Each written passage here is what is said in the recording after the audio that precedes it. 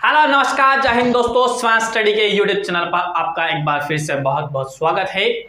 भारतीय संविधान की सीरीज चल रही है और उसी सीरीज को आगे बढ़ाते हुए देखते हैं। अभी तक हमने जो देख लिया है उसको एक बार बता देता हूं मैं आपको।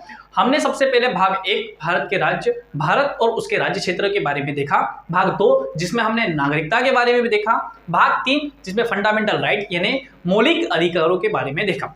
भाग 4 जिसमें हमने नीति निर्देशक तत्वों के बारे में देखा था, यानी कि DPSP directive principle of state policy के बारे में हमने देखा था। आज हम भाग 4 क यानी कि मौलिक कर्तव्य यानी कि फंडामेंटल ड्यूटीज के बारे में देखेंगे और DPSP और फंडामेंटल राइट इन दोनों में क्या अंतर है इसके बारे में भी हम देखने की कोशिश करेंगे। तो सबसे पहले हम देखते हैं कि फंडामेंटल राइट यानी कि मौलिक अधिकारों और DPSP यानी कि नीति निर्देशक तत्वों के हितों में क्या अंतर है, क्या क्या समानता क्या असमानता है। सबसे पहली बात करें तो मौलिक अधिकार, जो मौलिक अधिकार हैं वो मौलिक अधिकार फंडामेंटल राइट को जो लिया गया है, मैंने आपको पहले भी वीडियो में बताया था कि जो जितने भी संविधान के भाग हैं उन भागों में से अलग अलग जगह से अलग अलग जो विशेषताएं थी अलग अलग देशों की संविधानों की, वहां से हमने अलग अलग चीजों को उठाया है और इसको स्टडी करने का काम BN राव जी के द्वारा किया गया था। जिसमें फंडामेंटल राइट यानी कि मौलिक अधिकारों की बात करें तो मौलिक अधिकारों को लिया गया है USA के संविधान यानी अमेरिका के संविधान से लिया गया है। उसके अगर अलावा बात करें DPSP की बात करें तो DPSP यानी directive principle of state policy को हमने आयरलैंड के संविधान से लिया है। आयरलैंड ने कहां से लिया था तो आयरलैंड ने स्पेन से लिया था। इसको हमें पहले बता चुका हूं, ठीक है। फंडामेंटल राइट की बात करें, मौलिक अधिकारों की बात करें तो इसको भारतीय संविधान के भाग 3 में आर्टिकल 12 से लेकर आर्टिकल 36 तक रखा गया है। हालांकि आर्टिकल 12 और आर्टिकल 13, आर्टिकल 12 राज्य की परिभाषा बताता है और आर्टिकल 13 ये बताता है कि फंडामेंटल जो राइट हैं, आपके मौलिक अधिकार हैं, उनका अल्पीकरण नहीं किया जा सकता है। जो फंडामेंटल राइट है वो आपके 14 से लेकर 35 तक दिए गए हैं, ठीक है। उसके बाद में भाग 4 की बात करें तो भाग 4 में है आपके DPSP के बारे में बताया गया है। भाग 4 में आर्टिकल 36 से लेकर आर्टिकल 51 तक जो बताया गया है वो DPSP के बारे में बताया गया है। उसके अलावा जो आपके फंडामेंटल राइट है ये व्यक्तियों की भलाई के लिए, व्यक्तियों की स्वतंत्रता के लिए, उनकी समानता के लिए है, उनकी जो धार्मिक स्वतंत्रता है उनके लिए है, ठीक है। अल्पसंख्यकों के लिए कुछ अधिकार दिए गए हैं उनके लिए, यानी ये व्यक्ति की भलाई करता है, ये व्यक्ति की भलाई करता है। वहीं पर अगर आप बात करें DPSP तो DPSP जो करता है वो पूरे संपूर्ण समाज की भलाई की बात करता है। आपने देखा था जो अपने जब DPSP पढ़ रहे थे तो DPSP में अपने ने अलग अलग आर्टिकल्स को पढ़ा था। तो आर्टिकल्स को क्या देखा था, सामाजिक, आर्थिक एवं राजनीतिक क्या देना है, राजनीतिक बराबरी करना है किसकी, ये राज्य का कर्तव्य क्या, यानी सारे लोगों की बात कर रहा है, ठीक है। उसके बाद में सारे बच्चों की बात कर रहा है, मतलब पूरे एक समाज की बात कर रहा है ना। उनकी शिक्षा का ध्यान रखना है, उनके स्वास्थ्य का ध्यान रखना है, फिर पर्यावरण की ध्यान रखने की बात करता है, यानी पूरे समाज के बारे में बात करता है। कौन सा, ये DPSP। उसके अलावा फंडामेंटल राइट है ये व्यक्तियों के अधिकारों को बढ़ाता है। तो व्यक्तियों के अधिकार बढ़ेंगे तो सरकार के अधिकार कम होंगे, यानी ये सरकार के अधिकारों को घटाता है, यानी सरकार के कर्तव्यों को बढ़ाता है, यानी सरकार के अधिकारों को घटाता है, यानी ये ऋणात्मक प्रवृत्ति का है। और यहाँ पे DPSP की बात करें तो ये सरकार के अधिकारों को बढ़ाता है। जो सरकार को जो कर्तव्य दिए हैं उन कर्तव्यों को पूरा करने के लिए कुछ अधिकार भी दिए होंगे, तो उन अधिकारों को क्या करता है, ये बढ़ाता है, यानी धनात्मक प्रवृत्ति का है। उसके बाद में फंडामेंटल राइट की बात करें तो फंडामेंटल राइट जो है वो क्या है, सस्पेंड किए जा सकते हैं, निलंबित किया जा सकता है। मैंने आपको बताया था कि आर्टिकल 20 और आर्टिकल 21 नेवर बी सस्पेंडेड, यानी इन्हें कभी भी सस्पेंड नहीं किया जा सकता है, इन्हें कभी भी निलंबित नहीं किया जा सकता। आर्टिकल 20 और आर्टिकल 21 की जो स्वतंत्रता है उसको कभी भी समाप्त नहीं किया जा सकता है।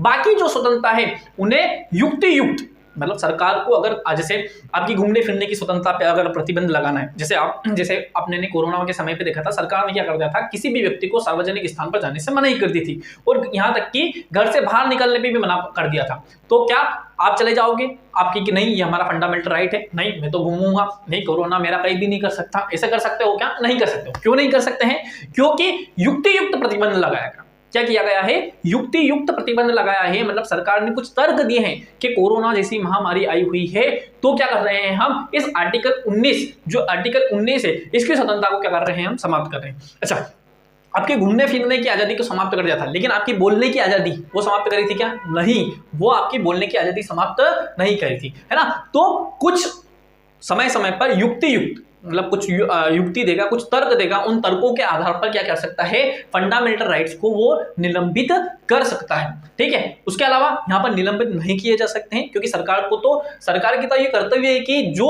डीपीएसपी में दिए गए हैं, उन डीपीएसपी के जितने भी जो पॉइंट दिए गए हैं आर्टिकल्स में, उन सारे पॉइंट्स को ज्यादा से ज्यादा उपलब्ध करवाना। और कब उपलब्ध करवाएगी ये सरकार तब उपलब्ध करवाएगी जब उसके पास में उचित संसाधन होंगे। इसलिए ये क्या है, ये न्यायालय में नहीं जा सकता। मतलब फंडामेंटल राइट, अगर आपके फंडामेंटल राइट का उल्लंघन हो रहा है, मतलब आपके मौलिक अधिकार आपको उपलब्ध नहीं हो रहे हैं, तो क्या कर सकता है, जैसे जबरदस्ती, अगर मान लो आज की स्थिति में बोले कि आपको घर में रहना, तो आप फिर क्या करोगे, आप तो सुप्रीम कोर्ट जाओगे, हाई कोर्ट जाओगे। क्यों? अभी कोई भी महामारी नहीं, ठीक है। फिर आपके सोशल मीडिया पे बैन लगा दे, इंटरनेट अगर आपका शटडाउन कर दे, इंटरनेट जैसी सुविधाएं नहीं दे, तो फिर आप सुप्रीम कोर्ट जा सकते हो, हाई कोर्ट जा सकते हो। क्यों जा सकते हो? क्योंकि कोई वैलिड रीजन नहीं है सरकार के पास में इनको करने के लिए। लेकिन दंगा भड़क जाए, ठीक है, दो धर्मों में कुछ विवाद हो जाए, ठीक है, कुछ दो समुदायों में विवाद हो जाए, दो नस्लों में कुछ विवाद हो जाए, तो वहाँ के इंटरनेट शटडाउन कर देती है। जैसे आपने जम्मू एंड कश्मीर में देखते हैं, अलग अलग जगह पे जहाँ पे भी कुछ भी थोड़े बहुत इश्यूज होते हैं, तो सरकार ऐसा करती है।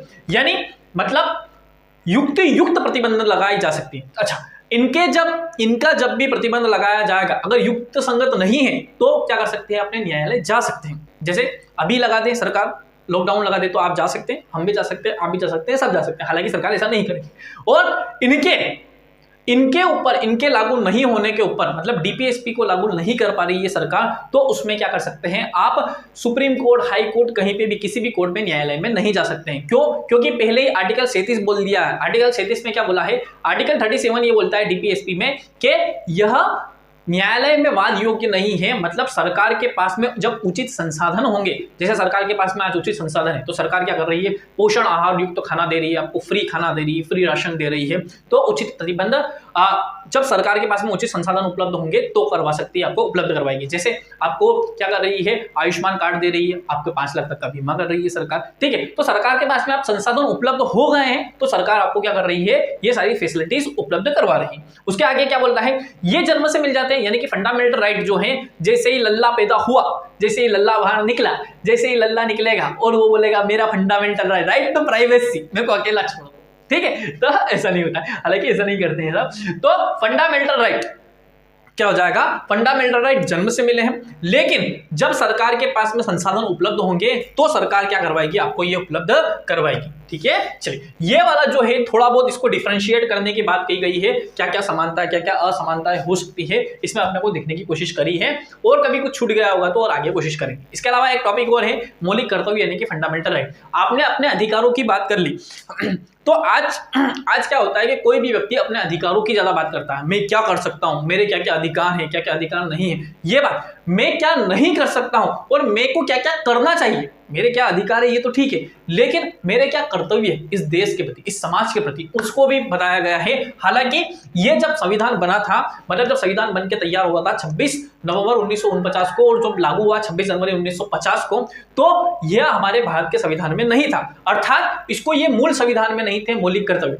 लेकिन इनको बाद में लाया गया। तो कहां से लाया गया, जैसे इसको लाया गया आयरलैंड से, इसको लाया गया यूएसए से, तो इसको लेके आया गया यूएसएसआर से, यूनाइटेड सोवियत सोशलिस्ट रिपब्लिक, यानी वर्तमान जो रशिया है उसके संविधान से लेकर आया गया मौलिक कर्तव्यों को, ठीक है। मौलिक कर्तव्यों को वहां से लेकर आया गया, जो जैसे आपके कर्तव्य, आपका अभी वर्तमान में कर्तव्य क्या है, आपका अभी वर्तमान में कर्तव्य, आप स्टूडेंट है तो आपका कर्तव्य है पढ़ाई करना, ज्यादा से ज्यादा अच्छा से अच्छा एग्जाम को क्रैक करना, जिस भी एग्जाम की आप तैयारी कर रहे हैं उसके लिए ज्यादा से ज्यादा प्रयास करना और उस एग्जाम में आप सफल हो, ये आपका प्रयास करना, ठीक है। तो ये आपका कर्तव्य है।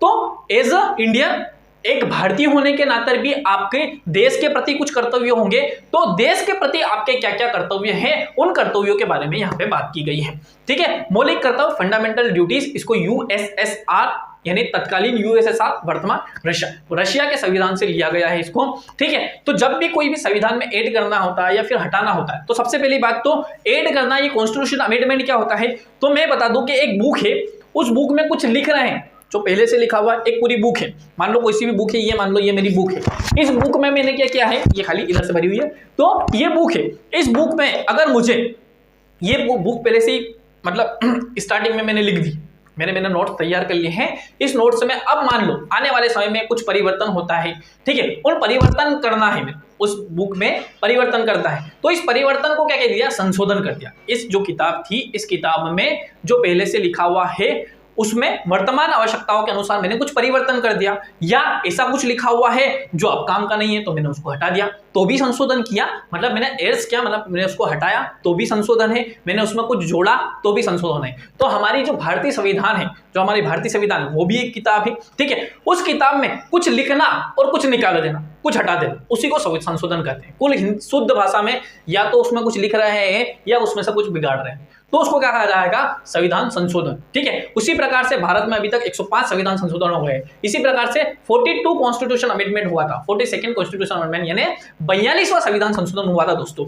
उस 42वें संविधान संशोधन के तहत 1976 में इसको जोड़ा था। देखो कैसे याद रखोगे, 4 और 2 कितने होते हैं, 6, तो 4 और 2 6, तो ये लास्ट में क्या है 6, तो 1976 आपको ऐसे याद रह सकता है, ठीक है। अब ऐसे कोई भी बड़े परिवर्तन करना होते हैं तो किसी न किसी समिति की क्या की जाती है, समिति बनाई जाती है। तो सरदार स्वर्ण सिंह जो थे उनके अध्यक्षता में एक कमेटी का निर्माण किया गया था, इसलिए उस कमेटी का नाम रख दिया गया सरदार स्वर्ण सिंह कमेटी। पूरा के पूरा 42वां संविधान संशोधन इन्हीं की कमेटी की जो अनुशंसाएं थी, उन अनुशंसाओं के आधार पर, उन रिकमेंडेशंस के आधार पर लाया गया था। तो जो मौलिक कर्तव्यों का जो कॉन्सेप्ट है वो कौन से देश से लाया गया है, तो रशिया यूएसएसआर से लाया गया है। कौन से संविधान संशोधन के तहत लाया गया है, तो 42 कॉन्स्टिट्यूशन अमेंडमेंट यानी 42वें संविधान संशोधन के तहत लाया गया। कब लाया गया, 1976 में लाया गया, ठीक है। चलो अब ये मूल संविधान का हिस्सा नहीं था, ये बात भी ध्यान रखनी। अब इन्होंने अनुशंसाएं क्या क्या की और लागू क्या क्या किया गया, ये बात देख लो। तो अनुशंसा मतलब मैं कुछ भी, जैसे मेरी कमेटी बनाई है तो मैंने जो मेरे हिसाब से जो होने चाहिए थे वो मैंने दे दिए। अब सरकार को क्या मंजूर है वो सरकार के हिसाब से करेगी। तो मैंने जो अनुशंसाएं की थी, जैसे मैं सरदार स्वर्ण सिंह, तो मैंने क्या क्या अनुशंसाएं की थी कि 5 जो 8 हैं आपके, वो 8 फंडामेंटल ड्यूटीज होना चाहिए, 8 फंडामेंटल ड्यूटीज होना चाहिए, यानी कि मौलिक कर्तव्य होने चाहिए, ये ऐसा मैंने बोला। फिर मैंने ये बोला कि ये फंडामेंटल ड्यूटीज जो है वो बाध्यकारी होने चाहिए, यानी भारत के हर व्यक्ति को ये मानना ही पड़ेगा, हर व्यक्ति को क्या करना पड़ेगा, ये मानना पड़ेगा। उसके बाद मैंने क्या बोला कि इसमें ये बोला था कि जो टैक्स है उस टैक्स को देना, मतलब कर को पे करना, सरकार जैसे सरकार की इनकम कैसे होती है, सबसे बड़ी इनकम सरकार की कर से होती है, एक तो होता है डायरेक्ट, एक होता है इनडायरेक्ट। मतलब सरकार को जो कर देना है वो भी मौलिक कर्तव्य होना चाहिए और बाध्ययोग्य होना चाहिए। ये बात किसने की थी, अनुशंसा की थी, सरदार स्वर्ण सिंह कमेटी के द्वारा की गई थी। लेकिन सरकार के द्वारा क्या किया गया, सरकार ने क्या किया, 8 की जगह 10 फंडामेंटल ड्यूटीज को क्या, आप बोलोगे सर अभी तो 11 है, हाँ तो 11 है, 11 बाद में जोड़ा गया है दोस्तों। क्या किया गया, स्टार्टिंग में जो मूल संविधान में जो स्टार्टिंग में 1976 में जब इनको जोड़ा गया था फंडामेंटल ड्यूटीज को, तो उस समय जोड़े गए थे 10, लेकिन बाद में 86 कॉन्स्टिट्यूशन अमेंडमेंट, मतलब यहां पे किताब में कुछ परिवर्तन किया था तो वो एक बार और किया गया। कब किया गया, 86वां संविधान संशोधन कब किया गया, 2002 में। सर ये याद आ रहा है, कुछ न कुछ पहले भी पढ़ाया है, हाँ पहले कब पढ़ाया था,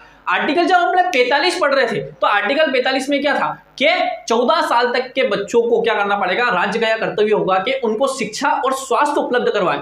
तो क्या किया गया, ये डीपीएसपी में था दोस्तों, तो डीपीएसपी से कहां लाया गया, इसको डीपीएसपी से लाया गया मौलिक कर्तव्यों में। तो क्या बोल दिया गया है, ये 11वां जोड़ा, 11वां जो आपका जो 11वां जो जोड़ा गया है, 11वां आपका फंडामेंटल जो ड्यूटी जोड़ी गई है वो 86 कॉन्स्टिट्यूशन अमेंडमेंट के द्वारा 2002 में जोड़ी गई है दोस्तों। कब जोड़ी गई, 2002 में जोड़ी गई। अब 2002 में जोड़ी गई, इसलिए इसको जो 10 का जो क्रम लिख रखा ना, इन 10 के क्रम को याद रखने की आवश्यकता नहीं है आपको, लेकिन जो 11वां है ना, वो 11वां आपको याद रखना है कि वो 11वें नंबर पे ही आएगा। क्यों आएगा, क्योंकि इसको सबसे बाद में जोड़ा गया, सबसे बाद में जोड़ा गया है। कब जोड़ा गया, 86 कॉन्स्टिट्यूशन अमेंडमेंट 2002 के द्वारा जोड़ा गया, ठीक है। 11वां फंडामेंटल ड्यूटीज क्या जोड़ी गई कि 14 साल तक के बच्चों को शिक्षा देना क्या होगा, उसके संरक्षक या माता पिता, जो भी माता पिता मतलब मदर या फादर, या फिर जो भी उसका गार्जियन होगा, जो भी उसका संरक्षक होगा, उसका यह कर्तव्य होगा कि 14 साल तक के बच्चों को क्या दे, प्राथमिक शिक्षा दे। तो ये 11वें नंबर पे आपको ये याद रखना हो, ठीक है। लागू क्या क्या किया गया, अनुशंसाएं, 8 फंडामेंटल ड्यूटीज, बाध्यकारी और टैक्स भी इसमें सम्मिलित किया गया था। लेकिन लागू क्या किया गया, 10 फंडामेंटल ड्यूटीज लाई, अबाध्यकारी मतलब मानना ना मानना आपकी इच्छा के ऊपर डिपेंड करता है। आपकी इच्छा हो, आपका अपना देश के प्रति प्रेम हो, आपका अपने देश के प्रति समर्पण हो तो आप मानो, नहीं तो मत मानो, कोई इच्छा नहीं है आपकी, ठीक है। उसके बाद में ये टैक्स को इसमें सम्मिलित नहीं किया गया, इसमें अभी अपने पढ़ेंगे तो इसमें कहीं से टैक्स की बात नहीं की गई है, ठीक है। उसके अलावा इस पूरे मैटर को कहां पे रखा गया, इस पूरे भाग को कहां रखा गया है,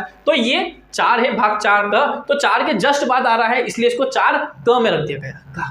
कहां पे रख दिया गया है, भाग 4 क में। तो भाग 4 क आर्टिकल कौन सा, 51 का, मतलब 51A, भाग 4 4A के जो आर्टिकल नंबर है 51A में इन सारी बातों को रखा गया है, ठीक है। चलिए तो अपने बात करते हैं, एक एक करके बात कर लेते हैं।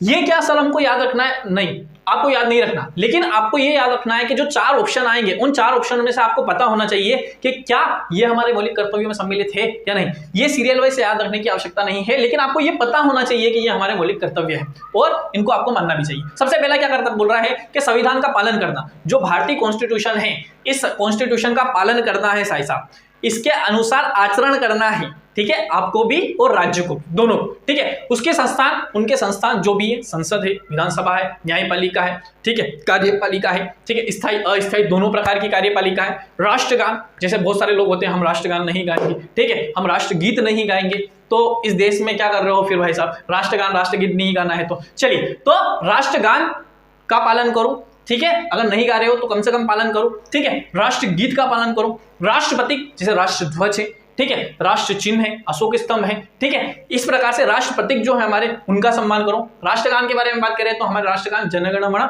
ठीक है, जिसको रविन्द्रनाथ ठाकुर के द्वारा लिखा गया है, रविन्द्रनाथ टैगोर के द्वारा लिखा गया है, और इन्होंने ही बांग्लादेश का अमार सोनार बांग्ला वो भी लिखा है। तो ये एक ऐसे व्यक्ति हैं जिन्होंने 2 देशों का राष्ट्रगान लिखा है। इसको न्यूनतम गाने का समय 52 सेकंड, ठीक है, अधिकतम और मिनिमम 20 सेकंड है। राष्ट्रगीत बंकिम चटर्जी ने अपनी किताब आनंद मठ में लिखा था, ठीक है, इसको गाने का 1.6 यानी 66 सेकंड के आसपास है। राष्ट्रपति हमारा जो है तिरंगा झंडा, ठीक है, गर्व है हमें उस पर, तो राष्ट्रपति जो राष्ट्रपति के उसको पिंगली वेंकैया जी के द्वारा लिखा गया था, और उसका जो शेप होगा उसकी हमेशा लंबाई 3 होगी और चौड़ाई हमेशा 2 होगी। दोस्तों ये बात ध्यान रखने की योग्य है। तो राष्ट्र संविधान का पालन करना, उसके संस्थान, उसके संस्थान और राष्ट्रगान राष्ट्रगीत का क्या करना है, आपको सम्मान करना है। उसके बाद में स्वतंत्रता के लिए प्रेरित करने वाले आंदोलन, जो भी हमारी स्वतंत्रता के लिए जो आंदोलन किए गए, महात्मा गांधी के द्वारा किए गए, भगत सिंह के द्वारा किए गए, नेहरू जी के द्वारा किए गए, सरदार वल्लभ भाई पटेल के द्वारा किए गए, या उससे पहले 1857 की जो क्रांतियां हुई, या उससे पहले जो भी हमारी स्वतंत्रता के लिए हुए हैं, वो सारे आंदोलनों को क्या करना है, हमारी स्वतंत्रता के लिए जो आंदोलन है थे उनको हमारी स्वतंत्रता के लिए प्रेरित करने वाले आंदोलनों और उनके आदर्शों को अपने हृदय में सजोए रखो, मतलब उनको हृदय में सजोए रखो, और जरूरत पड़ने पर उनका क्या करो, पालन करो। जैसे अभी एक कृषि बिल आया था, ठीक है, लोगों को लगा कि ये हमारे फेवर में नहीं है, तो लोगों ने क्या किया, शांतिपूर्ण तरीके से क्या किया, आंदोलन किया। तो शांतिपूर्ण तरीके से आप आंदोलन कर सकते हैं, ऐसा नहीं कि आपने चक्का जाम ही कर दिया, मारा कुटी कर रहे हैं, ऐसा नहीं कर सकते हैं। तो क्या कर रहे हैं, स्वतंत्रता के लिए जो प्रेरित थे आंदोलन, जो आंदोलनों को प्रेरित करा, जैसे आपका क्या था, आपके बहुत सारे 1905 का जो आपको स्वदेशी आंदोलन था, ठीक है, फिर 1917 में गांधी जी ने चंपारण करा, ठीक है, फिर खेड़ा आंदोलन करा, फिर क्या करा, फिर असहयोग आंदोलन करा, ठीक है। इस प्रकार से बहुत सारे आंदोलन करे, गांधी जी के द्वारा किए गए, बहुत सारे जो हमारे जो नेता हैं उनके द्वारा किए गए हैं। तो इन आंदोलनों को हमारे हृदय में संजोए रखें और समय आने पर इनका पालन करें, मतलब इनका उपयोग करें, ठीक है, अहिंसा पूर्वक, ठीक है। भारत की एकता, अखंडता और प्रभुता की, भारत की सबसे पहले तो प्रभुता, फिर उसकी एकता, उसकी अखंडता को क्या रखे, अक्षुण्ण रखे, मतलब ऐसा कोई कृत्य ना करे कि भारत की प्रभुता, मतलब भारत की सोवरेनिटी का अर्थ ये होता है कि आप आंतरिक और बाह्य रूप से क्या है, स्वतंत्र है किसी भी प्रकार के डिसीजन लेने में। उसकी एकता, मतलब ऐसा काम नहीं करे कि कुछ ऐसे आप बयान दे रहे हैं तो भारत की एकता में या भारत की जो भारतत्व की भावना है उसको नुकसान पहुंच रहा है। भारत की अखंडता, मतलब भारत को टुकड़े करने वाले ऐसे कुछ काम नहीं करे, किसी दुश्मन देश का साथ दे रहे हैं भारत के विरुद्ध, ऐसा कोई कार्य ना करे, ऐसी बात करता है, ठीक है। देश की रक्षा वो बुलाए जाने पर उपलब्ध हो, मतलब देश की रक्षा करे और जरूरत पड़ गई, चाइना और पाकिस्तान दोनों ने एक साथ वॉर कर दिया, अब क्या कर रहे हैं, अब सैनिकों की कमी पड़ गई, सैनिकों को कमी पड़ गया, तो देश बुला रहा है, आप क्या करो, बलिदान के लिए बुला रहा है, ठीक है। तो बलिदान के लिए आप जाओ, देश जब भी आपको बुलाए किसी भी चीज के बलिदान के लिए तो आप उसकी क्या करो, जाना, मतलब देश की रक्षा करे और बुलाए जाने पर उपलब्ध होए, ठीक है। लोगों की समरसता और समान भारतत्व की भावना का क्या करे, भावनाओं को बढ़ाए, मतलब समान भारतत्व की भावनाओं को बढ़ाना है, ठीक है, जैसे बोला जाता है हिंदू मुस्लिम सिख ईसाई आपस में है भाई भाई, तो इस प्रकार की जो भावना है, इनकी भावना को और बढ़ाना है। ऐसा नहीं कि तू फलानी धर्म का, मैं फलाने धर्म का, तू फलाने जाति का, तू फलानी जाति का, तो इस प्रकार से नहीं करना है आपको। इसका सबसे अच्छा उदाहरण जब आप लोग कहीं बाहर जाएंगे और भारत में जो भारतीय लोग रह रहे हैं ना, वो कितने प्रेम भाव से रहते हैं वो देखेंगे। या फिर आप एक स्टेट से दूसरे स्टेट में जाते हैं और वहां पे आपको कोई स्टेट वाला मिल जाए, अरे वाह, अरे यार मैं भी यहाँ से हूँ, अरे मैं तो फलानी जगह से हूँ, अरे तू मुंबई का, अरे मैं भी तो मुंबई का हूँ, अरे तू दिल्ली का, अरे मैं भी तो दिल्ली का हूँ, अरे मैं कानपुर का, अरे मैं भी तो कानपुर का, अरे यार चलो अपने साथ में चलते हैं घूमने फिरने। ट्रेनों में देखा होगा, ट्रेनों में जाते हैं, तो वो क्या है, भारतत्व की भावना है। तो उस भारतत्व की भावना को क्या करें आप और बढ़ाने की कोशिश करें। फिर क्या बोला, हमारी गौरवशाली संस्कृति, जो हमारी इतनी गौरवशाली संस्कृति है, हमारे 5000 साल का इतिहास है, और उसकी जो संस्कृति है, उस संस्कृति को बचाए रखने का प्रयास करें। ठीक है, संस्कृति को समझना और उसकी रक्षा करें। ठीक है, हालांकि हम अपनी संस्कृति को भूलते जा रहे हैं और हम अपनी पाश्चात्य संस्कृति को अपना रहे हैं, जैसे जीन्स पहनना, शर्ट पहनना, पाश्चात्य संस्कृति। ठीक है, दिवाली को कुछ और तरीके से मनाना, दशहरे को कुछ और तरीके से मनाना, ठीक है, कुछ भी करना। ठीक है, तो हमारी संस्कृति से उलट काम कर रहे हैं हम, पाश्चात्य संस्कृति हमारे ऊपर हावी हो रही है, और पाश्चात्य संस्कृति में क्या हो रही है, हमारी संस्कृति जा रही है उधर। तो हमारी संस्कृति अच्छी होगी तभी तो अपना रहे हैं, अपने क्या कर रहे हैं, वेस्टर्न कल्चर को अपना रहे हैं। तो जो क्या है, हमारी संस्कृति की, हमारी जो गौरवशाली संस्कृति है, उस संस्कृति को समझना और उसकी रक्षा करने की बात करें। वैज्ञानिक दृष्टिकोण रखें, हर किसी बात पे विश्वास ना करें, जैसे मैं आशीर्वाद दूंगा और तो पास हो जाएगा, ऐसा कुछ भी नहीं होता भाई साहब। आशीर्वाद से पास हो रहे हो तो सब आशीर्वाद का इंतजार करें, ले ये बना के दे दिया, ये खा लेना कैप्सूल, हाँ ये हिस्ट्री का कैप्सूल, ये पॉलिटी का कैप्सूल। तो वैज्ञानिक दृष्टिकोण रखे भाई साहब, ये बात बोलता है। और ज्ञानार्जन की भावना का विकास करें, मतलब ज्यादा से ज्यादा ज्ञान प्राप्त करने की क्या करें, कोशिश करें। ज्ञान प्राप्त करोगे तो सबसे बड़ा वरदान है वो ज्ञान है। अगर ज्ञान प्राप्त है तो आप हर चीज कर सकते हैं। तो वैज्ञानिक दृष्टिकोण रखें और ज्ञानार्जन की भावना का विकास करें। सार्वजनिक संपत्ति की रक्षा करें। बहुत बार क्या होता है दोस्तों कि अपने जाते हैं कहीं भी घूमने फिरने जाते हैं, आगरा के ताजमहल, लाल किला घूमने गए, किसी खजुराहो टेम्पल गए, उज्जैन महाकाल जा रहे हैं, कहीं पे भी अच्छी प्लेस पे घूमने जा रहे हैं, राजस्थान में किलों में रेगिस्तान, राजस्थान के जोधपुर में जा रहे हैं, जैसलमेर में जा रहे हैं, चित्तौड़गढ़ में जा रहे हैं, तो वहाँ पे जो किले हैं तो वहीं पे थूक रहे हैं। ठीक है, सिगरेट पी रहे हैं, वहीं फेंक रहे हैं, वहीं पे धूम्रपान वगैरह कर रहे हैं। ठीक है, कुछ भी खा रहे हैं तो वहीं पे फेंक रहे हैं। ठीक है, पत्थरों को मार रहे हैं, कुछ लिखा हुआ है तो इसको कुचल रहे हैं, ऐसा करने के काम करते हैं। तो क्या करना है, ये अपना कर्तव्य है दोस्तों। क्या कर्तव्य है कि सार्वजनिक संपत्ति, उस सार्वजनिक संपत्ति की रक्षा करें। कुछ भी आंदोलन कर रहे हैं तो पता चला पुलिस ने मारना स्टार्ट किया तो अपने ने क्या, पत्थर फेंकना स्टार्ट कर दिए, वो भी सरकारी संस्थानों पे पत्थर फेंकना स्टार्ट कर दिए, तो वो बहुत गलत बात होती है, क्योंकि वो अपने धन से अर्जित, वो अपने धन से बनाई हुई संपत्ति है, इसलिए उस संपत्ति की रक्षा करना अपना कर्तव्य होगा। व्यक्तिगत और सामूहिक गतिविधियों में भागीदार, ऐसा होता है कि व्यक्तिगत और सामूहिक गतिविधियों, जो भी प्रतिस्पर्धा हो रही है, जिस फील्ड में आपका अच्छा नॉलेज है, जिस फील्ड में आप जाना चाहते हैं, उस प्रकार की अगर कहीं पे भी कोई भी गतिविधियां होती हैं तो उन गतिविधियों में सम्मिलित हो और उत्कृष्टता की ओर, मतलब उसमें ज्यादा से ज्यादा अच्छा प्रयास करने की आप क्या करें, कोशिश करें। ठीक है, चलिए उसके बाद में क्या होगा कि जो लास्ट वाला, ये मैंने आपको बता दिया था कि लास्ट वाला क्या है आपका, लास्ट वाला ये है कि माता पिता और संरक्षक का ये कर्तव्य होगा कि वह क्या करे, अपने बच्चों को जो 14 साल से कम है उनको कम से कम प्राथमिक शिक्षा उपलब्ध करवाए। ये सारा ये आपका फंडामेंटल ड्यूटीज के बारे में बताता है। ठीक है, और ये वाला मौलिक अधिकारों और आपके नीति निर्देशक तत्वों के बारे में अंतर की बात करता है या समानता दर्शाता है। आई होप ये पूरा वीडियो आपको अच्छे से समझ में आया होगा।